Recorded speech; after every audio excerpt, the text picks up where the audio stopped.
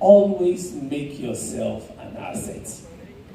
The first question you should ask yourself before you get to marriage is this: what am I bringing to the table? Don't bring your beauty. Don't bring your long hair. Those things will fade.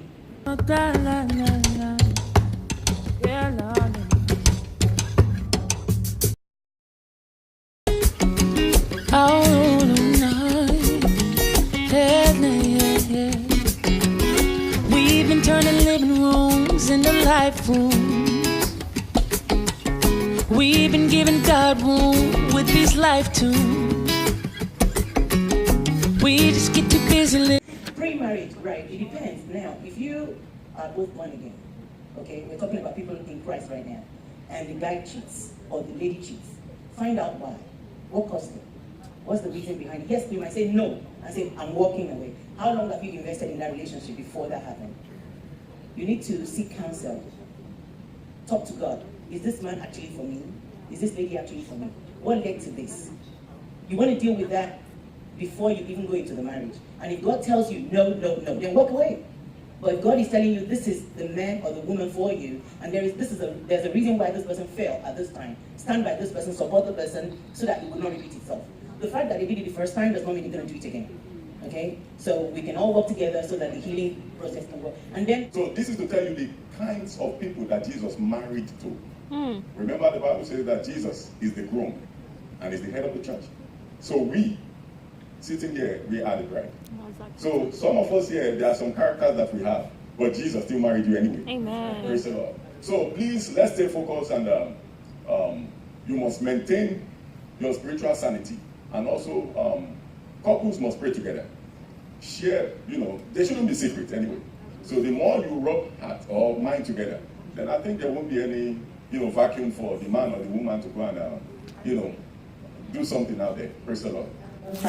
They were talking about staying in marriages, regardless of the cheating, the Holy Spirit will give you, to forgive. But sometimes I feel it's a cultural thing with Africans. We tend to stay regardless. Oh, okay. But also, you raise kids who grow up who do not understand what the role of a father is in a home, because they've seen their dad cheat on your mom. They also grow up disrespecting their mother, because they might not actually tell you in your face, but they would also say, I would never marry a man like my father. I would never want to be like my mom. So I think even if you want to stay and everything, but it comes to a point where if your respect is lost, if your children don't respect you, then how can you continue to stay in the marriage? Because that's not what God designed for you. That's my opinion.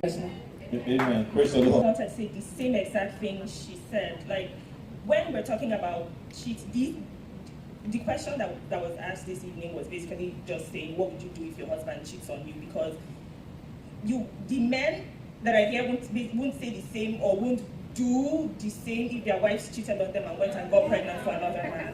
They won't accept the baby, and even their family members will be like, oh, sorry, you have to send her away. And when they do the same, they basically expect you to accept it and, tolerate it and all. And I feel like that's wrong, because we're getting into marriage expecting our husbands to cheat on us. And that's just wrong. That's just how I feel. I feel this question that was asked was, what's the importance of marrying a man with vision and all? I feel like that's very important, especially if you have vision yourself. Because if you have vision and you know where you want to be, if you marry someone without vision, he'll drag you back, he'll be angry you're succeeding, he'll waste your money, he would really grow. Thank you. There really won't be any growth in the family. By their culture, they make the word of God of no effect. So when you become a believer, yes, you can have respect for your culture, but you are coming into a new mindset. So don't come with the mindset that, oh, the father was a polygamous, it's accepted. They used to have to, the scripture is very clear. It cannot be proven. Maybe the man cheating or the woman cheating. Oh, the woman, that's what most people are talking about. So there's this quick testimony that I saw of a man whose wife actually got pregnant for a guy in church. In fact, the lady was a very good girl. Like, she loved the Lord, she worked for God, but for some reason, she got tainted and, became close to this guy and actually got pregnant for the guy. But you know what? The man accepted her like that. They didn't have no abortion, they had the child, and now they are shaking grounds for God in ministry, and that's the testimony they are using to, talk to other people. I just feel like people can make mistakes. It's not like we should sit and wait for the day the mistake comes, but there is a way that you can allow God to, help you through the process and be able to still love the person just the way the person is. If the men have to love their wives like Christ loves the church, then there should really be no reason why you throw your wife out. Maybe you can still be able to love them the way Christ loves us. So that's my point. Hallelujah. I want to bring him to Christ. You can't go by the society and want to bring it to Christ. Christ is everything. Everything we want is in Christ. So whatever relationship you want to have, you have to make sure that it's based on God. The person is born again, love God, because if the person does not love God, there are a lot of things. Someone said he goes to church. Devil goes to church and he carries Bible. I mean, we do. But I want to advise the same way into marriage.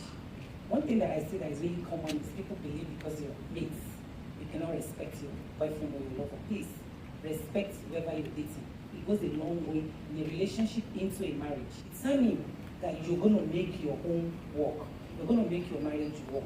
It's your home. It's not any other person's home.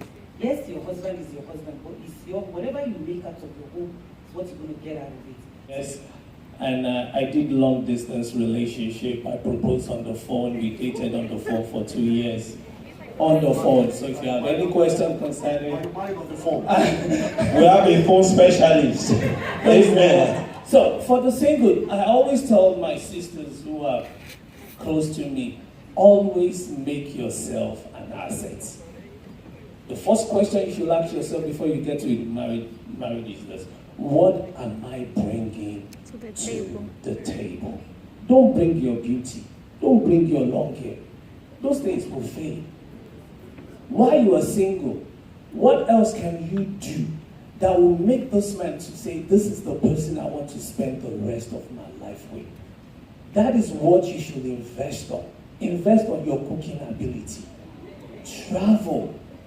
Know places, so that when you get married, to go and look for vacation, you will not be speaking in tongues. It will not be, my husband is just a sitting at home person. But if you know, oh, in Bulgaria they do this, in Spain, in Mexico, be learning, inform me, go out and do something, finances, learn something. So that by the time you are coming to that person's life, you are adding more. And it won't take you long before you guys get to your dream. Now, if you are married, it is simple. What made you guys to get married in the first place? Keep doing it. The Bible says, can two walk together except they agree? There must be an agreement, and what is the basis of the agreement?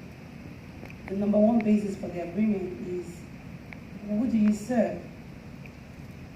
Do you both love the same God? Do you want to serve the same God? Because once there is an agreement is a foundation for the joy, for the love. If we can agree, then we can love each other. She might call me at 8 a.m. in the morning. By 9 p.m., I'm having blood pressure. I'm even praying that, God, if I call her, please don't let her pick up the call. It was that bad. But for my wife, because she was in Nigeria, I couldn't wait. I have bags of phone card already for her to call. I wanted to hear her voice. The difference. Peace. And how did that happen? I was tired of my old relationship, walking to Saratoga Avenue in Washington, D.C. And I said this to God on Saratoga Avenue. I can still remember the building. I said, Lord, I have done me. That means I have picked what I wanted to pick. Now, can you go on this journey with me to find the person that you wanted for me? 2 weeks after, somebody I have left in secondary school for 10 years showed up. We started a relationship. She was having problem with our relationship. As a matter of fact, the man got married and my wife didn't even know about it. Let me stop you there, Dickie. So when I see an advantage It means that's who God was. It looks like you took advantage of that situation. I didn't. Okay. We were both looking for each other. Okay, all right. The Bible says the Lord will order your step. Why? Remember what I said. I invited God on this journey. That is the key. And when I saw the beauty and I gave God the statistics. Some people said, don't give God. I gave God. Because I look at my size. And I said to God, this is what I want, this is what I want. And God gave me exactly what I wanted. Why? Because I have invited God. So as you are about to start this journey of looking for somebody. Every Sunday I hear the guys telling me in this church, there are no ladies in this church. And I see newcomers every day. It's like 50 people. And you are telling me there are no ladies in this church. What exactly is your issue? Praise the Lord. Praise the living Jesus. So I want to ask you, what as someone who is in that phase, what has been your observation, aside from what your specs are? How are you approaching knowing that this is the person? And what has been some of, quote unquote, some things that have maybe disappointed you, that you felt, oh, maybe this was what God's saying, and then it just doesn't look like it anymore? Praise God. Well, one of my observations about that is most times we're looking for what is not there. A lot of us, like, there was a time I had a list of what I want in a man. And I was talking to one of my spiritual fathers and I said, this is my list. And he said, oh, that's perfect. It's okay to have a list. He now said, let's pause there. All these things you have on your list, is that you? You want a rich guy. Are you rich? What are you doing to be rich? You want someone who is spiritual. Are you spiritual? And that got me thinking, and I went back to the list, and I started telling myself that on this note, I'm going to work more on myself to be a better person. Lady is not satisfied. They will look for somebody else who can do it. It is not just you. Don't kill yourself because you want to satisfy somebody. You don't have another life. You have only one life. And you cannot kill yourself because of anybody. This is what I can handle. And be honest, so that by the time you get into marriage, she's not disappointed and you are not cheating on each other. It's simple. Just keep talking. These are the questions you will ask. And if they are not, people say, how will you know? It is just an honest question. I am interested, you are interested. We are both born again. Let's be born again. We have solved that question. Do you like sex? I asked my wife, how many times, how many weeks? And she told me, okay, I can live with that. Let's go further. Check. And you do something else. Praise the Lord. I think this will be an unfair session. Very quick to get themselves satisfied, and the women are not satisfied sometimes. So that leads to women not wanting to have sex all the time. Exactly. But men are just physically involved in sex. It's a physical thing for them a lot of times. It's not an emotional thing. But for women, it's an emotional thing. They get connected. They have to be in a certain place for them to want to have sex. So it's not something you can just, go to a woman and just expect the best. No, she's just like there, right? Just whatever, and just go. Praise the Lord. So preparation, how you prepare for sex, what do you want to get out of it? The man must be willing to make sure that the wife is satisfied. So all these having sex frequently will not be a problem. Something you need to check, and it's a simple question. Sir, ma, what is your genotype? Very, very important. Especially to me, what is your genotype? We are is a blood group. I believe in faith. God is a healer. Our parents must have made mistakes. Believe me, I am the only surviving child of my parents. I've lost 3 sisters to sickle cell anemia. My family the first question they asked me is this when I got the lady home. What is our genotype? Love. Keep celebrating. 4 times in a day I tell my wife I love her. 4 times. So doing what God has asked you to do. Because that is number one thing to have in place for the next thing to come alive. So where are you? Are you ready for the next phase? And that is for singles. As long as you're divinely positioned in the place where God has called you to be, there is no way you miss out on God's plan and purpose for you.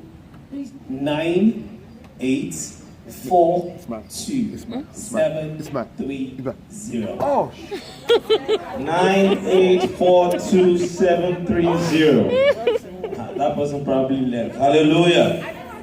Amen. 9842 763. 9842716. Let's give a hand of applause. Is that the last one? We have one more. All right.